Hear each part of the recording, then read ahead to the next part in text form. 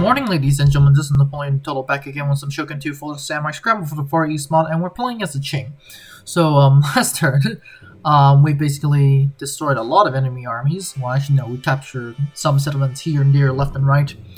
As you can see, I think this was some of the snippets from last episode, but anyway, we have this cavalry force that will try to assault the enemy castle, but we decided, yeah, no, we're not going to do that. 2 units against 4 units. It's not going to go well for me. It's primarily because I don't have the ammunition, but yeah, that's the reason why. I am going to reinforce this army quickly and hope for the best, I guess. But yes, as I was saying, we are playing as the Qing, and essentially we already have made landfall in Japan, and we are trying to finish off Korea as soon as possible. Korea at this point is pretty much gone. The only reason why they're stopping us somewhat is because they have a lot of territories. That means I have to garrison a lot of places. But now we're in Japan. We're gonna declare war on Okayama, and I do not want to call my allies to help because the British are right next to them. The French are so far away that doesn't really matter, and the Netherlands, I just don't want them to expand. Not that I think they will expand, but yeah, just in case. But we're gonna end the turn. And we have this army going to East Gyeong.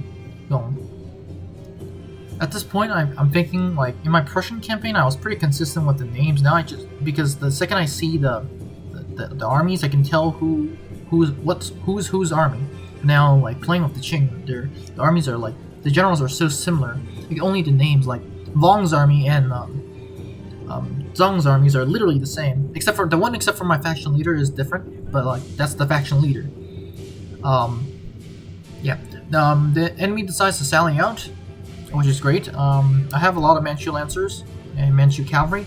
This is literally the army of the Manchu horsemen, so I don't know what the enemy was thinking when they sallied out. Their only hope was to essentially hold the castle, which we can definitely also say that it didn't go too well if the enemy held the castle. Eventually I'll just starve them out.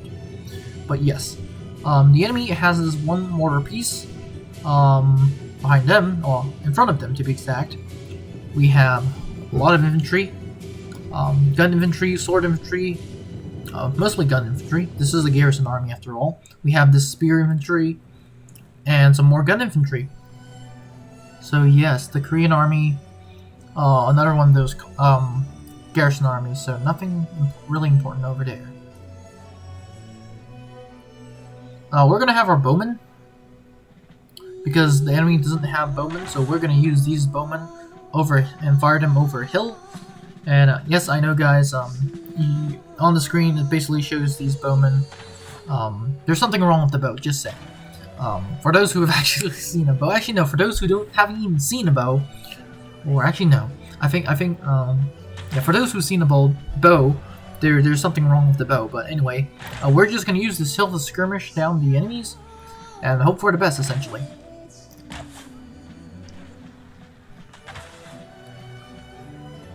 I'm actually pretty surprised at how fast these bow infantry are firing.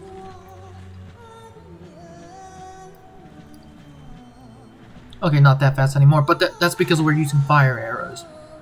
And for those who don't know in Scramble for the Far East, fire arrows shorten the range, and you only have a few shots, especially in the siege battle.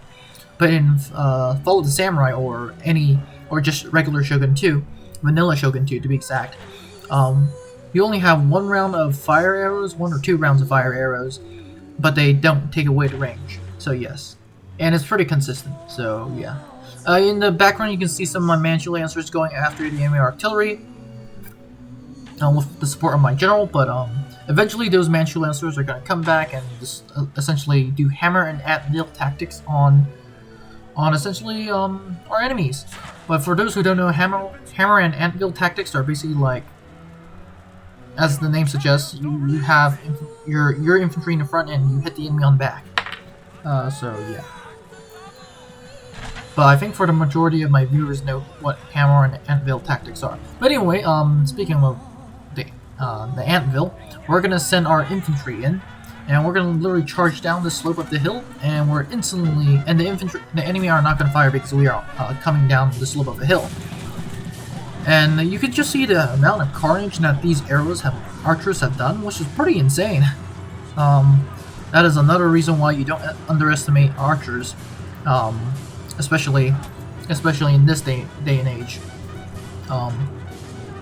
Yeah, there has been a lot of questions being posted around about who would win, archers from archers or musketmen. And when I talk about musketmen, I mean the Napoleonic, like the brown vest. Who would win, an archer or a brown vest? I'll let you guys decide on that, but I have my own views, and yes. And for those who are thinking, yeah, archers are not that overpowered. Most archers will literally have to see the enemy to fire the enemy, and that's that. But anyway, we pretty much ended this battle. Our Manchu cavalry are just going to chase the heck out of the survivors, and we're going to cut them down to the very single man. And they have 0 remaining. We've captured our artillery piece, and yeah, the Koreans sue for peace, which is okay. I'm not going to accept that. And yes.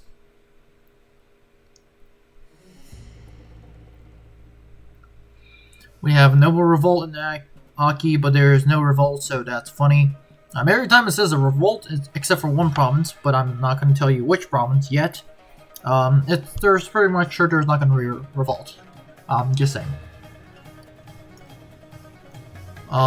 People are unhappy, but I can't do anything. This enemy army retreats, not a bad move. And yes, this army needs to get formed up and start moving to South Pyongyang. This army needs to be taking East Gonsang to be exact. And yes, we're gonna starve him out first because my army is not that strong. There is another army, but hey, there's nothing I can do. So Tapu Qing is gonna be taking on Izumo, and I feel pretty confident of attacking it, but I'm not gonna attack it right now. What else is going on? I'm just trying to make sure public order is pretty good. For some reason, last turn, well, probably because I researched a lot of new stuff, public order is not going very well for me. So yes. So I was deciding between a gambling den and a market, and I decided to go for the gambling den. That's gonna have a -1 modernization, so that's a problem. Where is my other fleet? Just wondering. Oh, my other fleet is here. Okay. We're gonna send this fleet down with my 2 generals down to the south. And yep.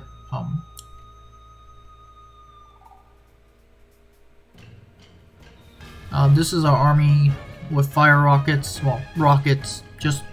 Rockets. No, there's no such thing. Well, technically, fire rockets and rockets are pretty much the same thing. Although some of you might disagree. Yeah. Anyway, we're just gonna assault this place. We're gonna use night attack, and yes, hope for the best.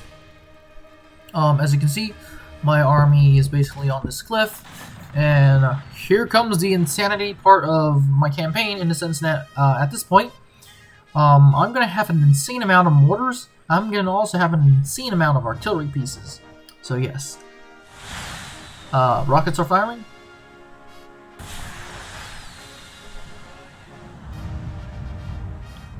And yes, it looks pretty cool in the night sky, I have to admit, but yes. For those who are wondering what actual damage it does, you will see very soon what actual damage it does. But before we show you what the actual damage it does, I have to show you this fortress. This fortress is basically, for those who've been watching my videos, you've seen this fortress before. Some of the maps are coming over and over again, so yeah. However, I do have to say this fortress is one of those harder ones. It's not the hardest, but it is one of the harder ones. And yes, as you can see here, multiple layers, and yes. Our rockets are, for those who don't know by now, rockets set fire to the buildings, and just with some hits, and all you have to do is wait, and the buildings will burn, and everyone who's on the buildings will die. That is pretty simple. So that's why you see me hitting some places and changing targets, and then hitting some places and just waiting for the things to light on fire. However, rockets are also very useful against cavalry, and you can see them in action right now, or a few seconds later. Right now they're firing on an enemy gate.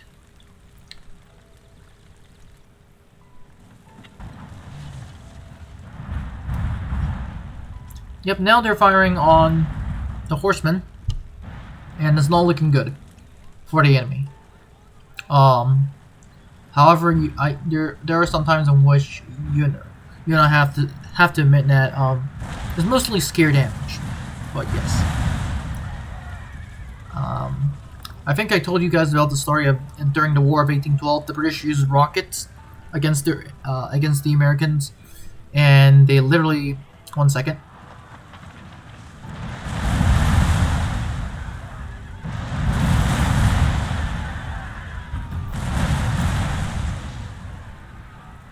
They literally fired rockets, and no one died, but it was so scary that people literally trampled themselves to death to get out of the way of rockets, which is pretty funny, I have to admit.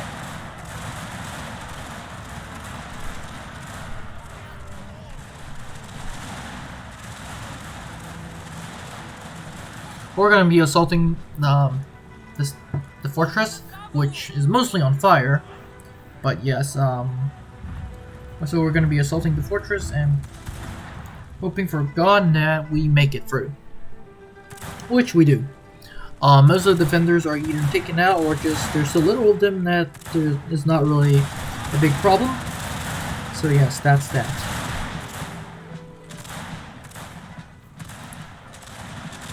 Our guys are just turning through, and we're charging in this column formation, but which is kind of problematic. But we are being charged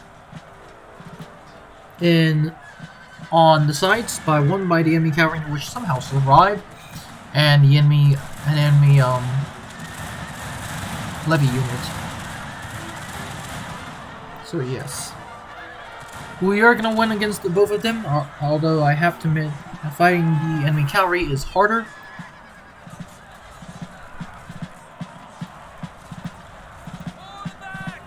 But all across the board, our guys are going through the enemy settlement, and we're just killing as many people as we physically can.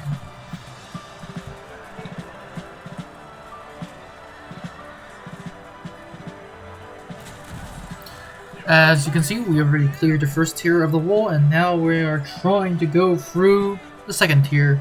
And however, the only problem that I see here is the fact that it's getting a little bit tiring for my men. As you can see how slow they are walking, and as of right now there are enemy units that are firing, although there is not a lot of them. However, my guys are super slow, and it is taking somewhat a toll.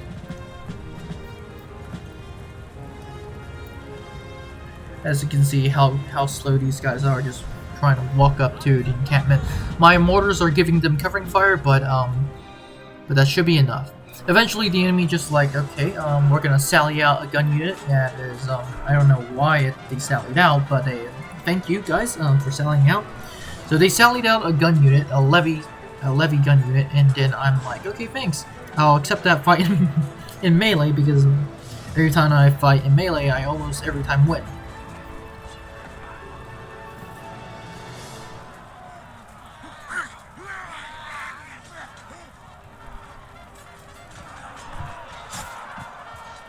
And as you can see, we are obviously winning, although there are just a lot of enemies, so we're just gonna have a hard time.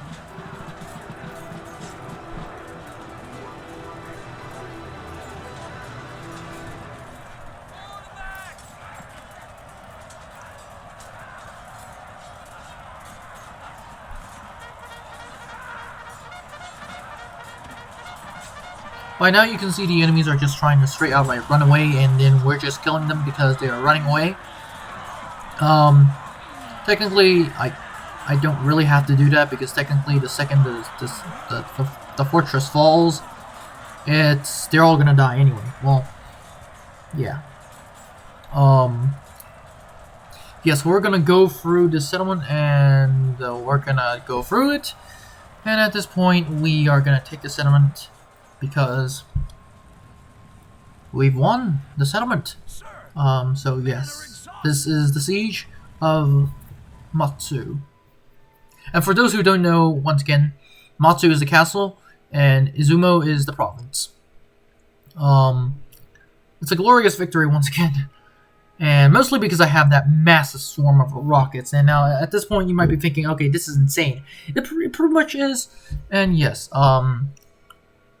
and this is, yeah, we're going to also be assaulting this place, but we're going to continue siege for a second.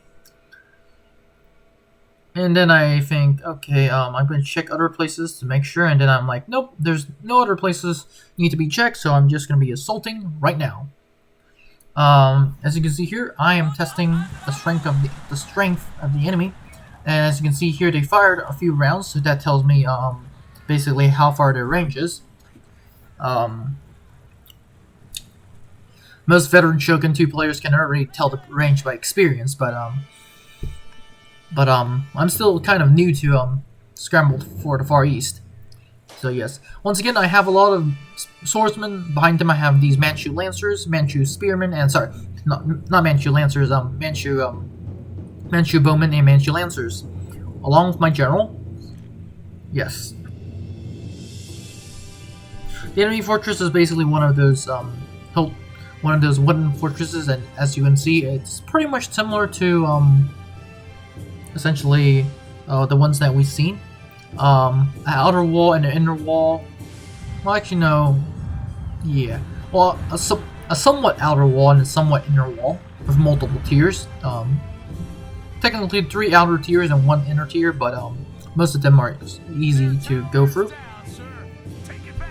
To make it better for me, is mostly made out of wood, and that is why you just see me literally lighting stuff on fire with my fire rockets. And these fortresses catch fire very, very, very easily, as you can see very soon.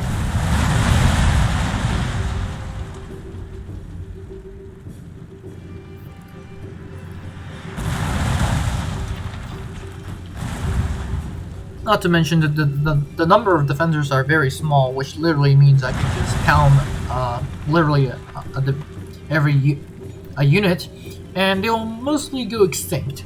And when I mean extinct, I mean they will all die.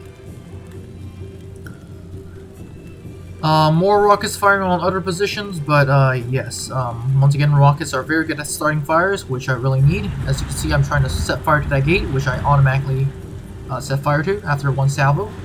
And after that, with the help of my mortars, it just burns. So yes. My guys are eventually gonna go and attack the enemy, because, yeah. Because we've done a pretty good damage, and now just to give them even more support, we're gonna give our enemies even more suppressing fire. Because the gate is destroyed, I decided to go through the gate, but to my surprise, an enemy unit decides to sally out and meet us on the battlefield, which is not a bad idea. However, the enemy unit is losing pretty badly, and so yes. However, I am going to use this time to fire even more artillery pieces at the enemy gun units. So much so that my rockets are out of ammunition. But then again, rockets in Scramble for the Far East use their ammunition really quick and really fast. So once again, for those that are playing using rockets, be mindful of how many rockets you fire. Eventually, we just go for the 2nd tier, and now we're attacking the 3rd tier. Oh, actually no, we're attacking the 2nd tier. Actually no, we're attacking the 3rd tier. Actually no, we're attacking the 2nd tier, my bad. The enemy decides to sally out some gunpowder cavalry, and we're just essentially going to destroy it with my spearmen. And they can't even really open their guns. They can't really shoot at this close of a range.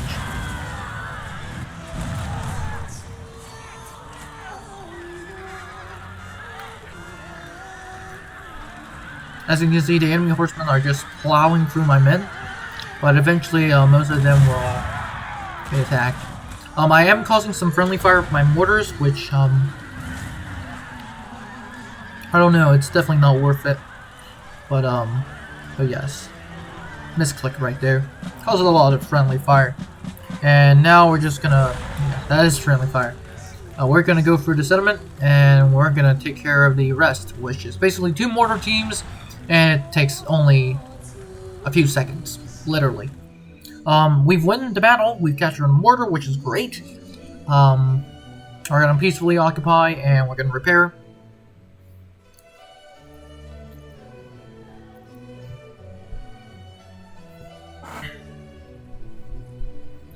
As you can see, a lot of people are unhappy with us, which is expected.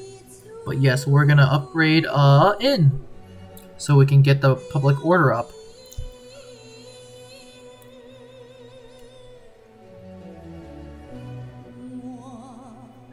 So technically, Korea only has 3 settlements left, which is great for us. In Japan, this army which has defeated literally massive enemy army.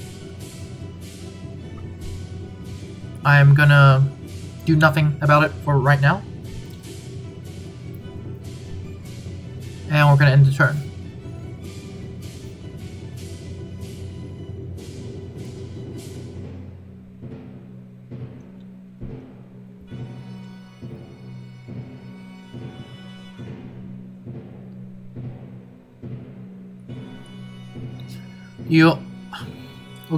Okayama retreat, and we're gonna chase them in this turn.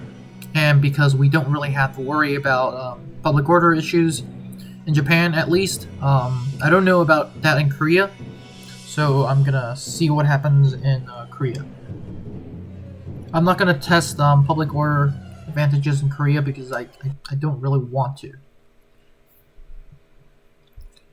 Yes, most of these places are Japanese provinces, so yes. For Korea, I am more interested to make them happy. But yes, technically I can move a unit back, so I'm gonna do that right now. I'm gonna have this green banner army move back. We're gonna keep the peace, and we're gonna move on with this army.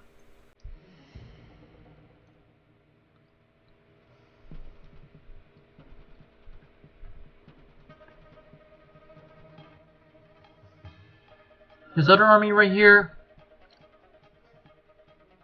which we do need to have people garrisoning, East Gangneung.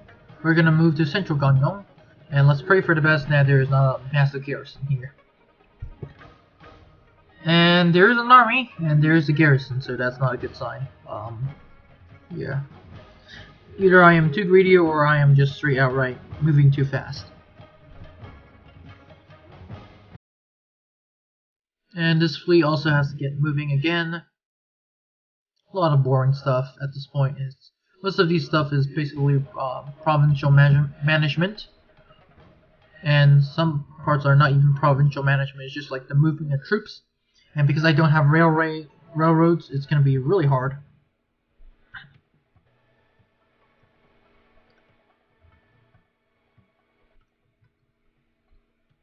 Once again, I'm going to be moving down to Qing to literally keep invading.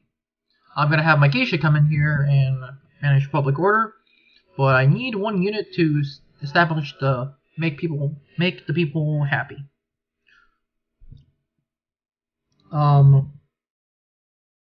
Everything else is pretty much fine. Most of these provinces don't really need public order, so I'm not gonna bother about public order, at least here, at least right now. But however, I am massing another army because 2 of my generals are gonna come, although it's just taking them a long time.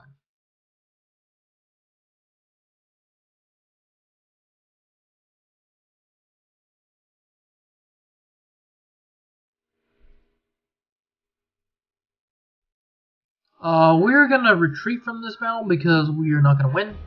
And if the Koreans attack me, I'll retreat again. The British want us to declare war on this little island, which I'm not really interested to do. And the Joseon Kingdom decided to ask for a peace treaty once again, which I'm gonna reject.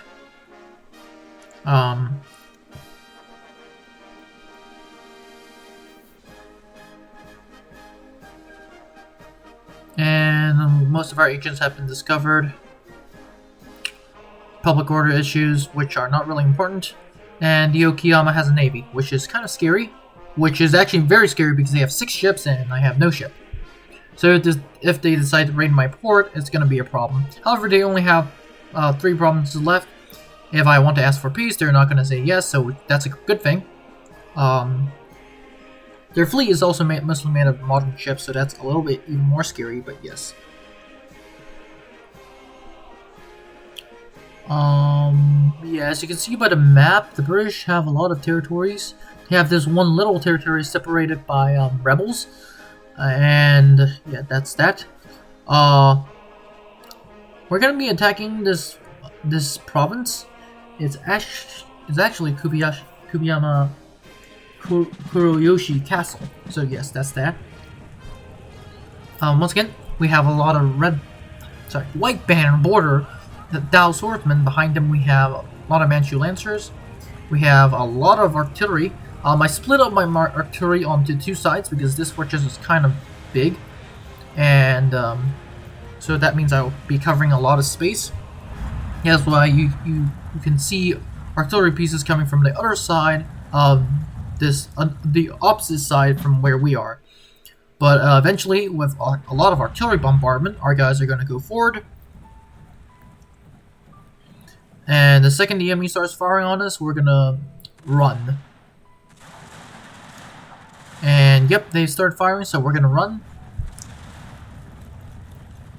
I'm going to be pretty honest, we didn't lose a lot of dudes. The only dude that you see was that one dude right there, but okay. We have to close the distance very quick. And we also have to close the distance very quickly, because it's going to be pretty scary eventually later on when they are firing a lot of rounds. Although they are guns from 300 years old, once again, these guys literally, although they're from 300 years old, the guns are literally, the guns are gonna have a very hard time missing because we are so clumped up. And that is the problem of siege battles. You have to be very careful what you do.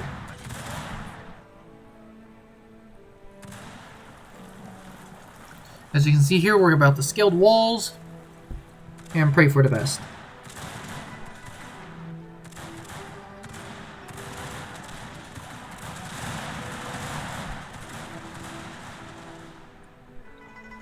And for those who haven't seen this map, it's basically a map that I fought in my Prussian campaign and a few times in the Qing campaign, and it's basically an outer wall or an inner wall, and that's it. However, the outer wall is massive, and yeah, they have a lot of towers, but my mortars already have been pretty much taken them out. So yes.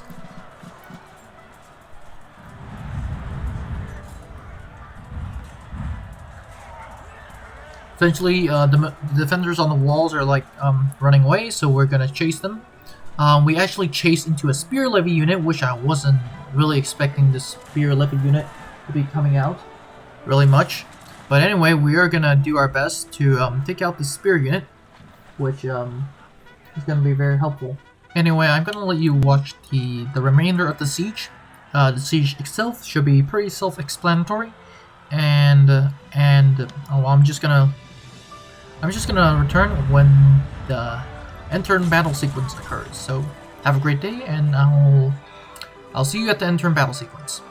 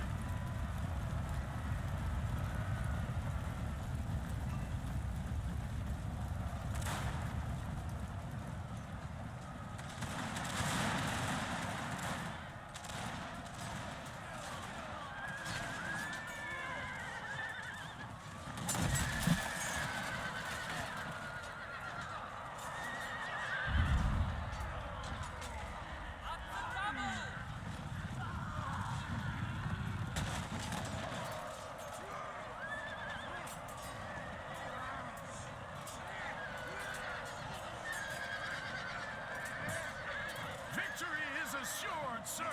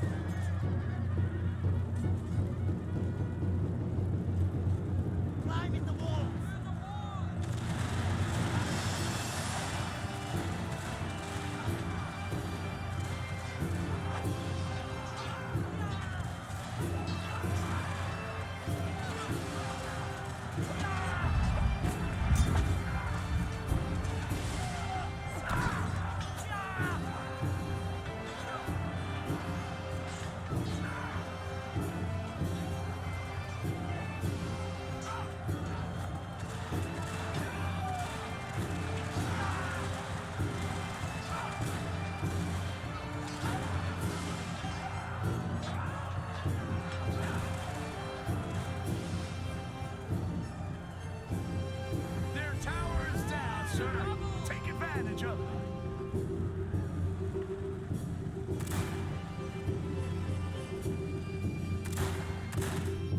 We are back with the results, and we basically lost only 300 while the enemy lost their entire 2,000 garrison. That's a pretty good win, and we're gonna level up, which is great, just because this is once again our faction leader.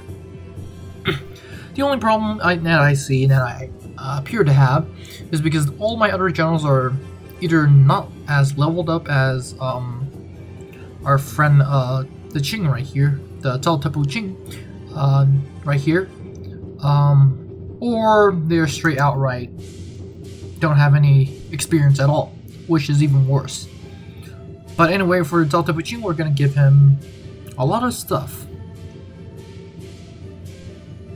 I don't know what is the best, but I could give him scouting, but that's a terrible option. I'm just gonna not do that. I'm gonna give him a lot of I don't know what to give him. I'm gonna give him inspiring leader, I think. Well, actually no, traditional only general. That's a problem. Eventually we do have to +1 morale, +1 morale, legendary commander, +25 mana radius. So we're gonna do honor and yeah. There is the geisha right there, but I don't want to deal with that because I don't have my geisha. We can technically recruit an assassin, but the reason why we can't recruit an assassin is 1, we already reached our limit, and 2, that's gonna be bad. But anyway, this is pretty much it for the episode, so have a great day, and I'll see you in the next one. Bye! Now before you leave, I would like to thank you very much for watching this video. I would be honored if you could like and subscribe to the channel. Remember, more videos are coming out, so it is a good idea to click on that notification button. Anyways, have a great day, and I'll see you in the next one.